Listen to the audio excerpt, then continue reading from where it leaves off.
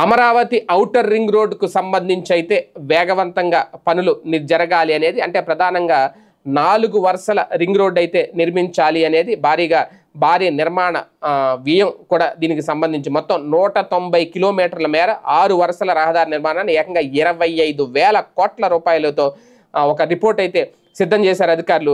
6 వరుసల రోడ్డు అంటే 6 lines roads అనమాట. ఇరువైపులా 2 వరుసలతో సర్వీస్ రోడ్డును కూడా నిర్మించబోతున్నారు. దీంతో అమరావతి ORR మొత్తం 10 వరుసలు అవుతుంది.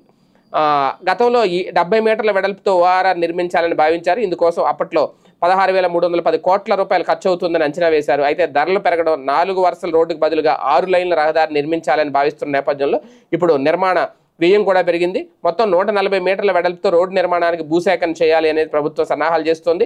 దీంతో 25,000 కోట్ల రూపాయల అంచనా అయితే వేస్తున్నారు. ఇప్పుడు ఆమోదం కోసం కేంద్ర రవాణా జాతీయ రహదారుల మంత్రిత్వ శాఖ పరిధిలోని ప్రాజెక్ట్ అప్రైజల్ టెక్నికల్ స్క్రూటీని అయితే కమిటీకి పంపారు. కమిటీకి పంపించారు. ఈ కమిటీ పరిశీలించి ఆమోదం తెలిపిన తర్వాత ప్రైవేటు పబ్లిక్ భాగస్వామి అప్రైజల్ కమిటీ PPPAC పరిశీలనకు ఫైల్ పంపిస్తారు. ఆ తర్వాత కేంద్ర కేబినెట్ కమిటీకి కూడా పంపిస్తారు. ఏది ఏమైనా ఒక అతిపెద్ద భారీ ఔటర్ రింగ్ రోడ్ అయితే అమరావతి చుట్టూ రాబోతోంది. ఒకవేళ ఈ ప్రతిపాదన ఓకే చేసేస్తే ఇమీడియట్గా ఇది కేంద్ర ప్రాజెక్టు కాబట్టి కాస్తంత త్వరితగతిన వేగంగానే పూర్తయ్యే అవకాశం ఉంటుంది అనేది నిపుణులు చెప్తున్నమాట.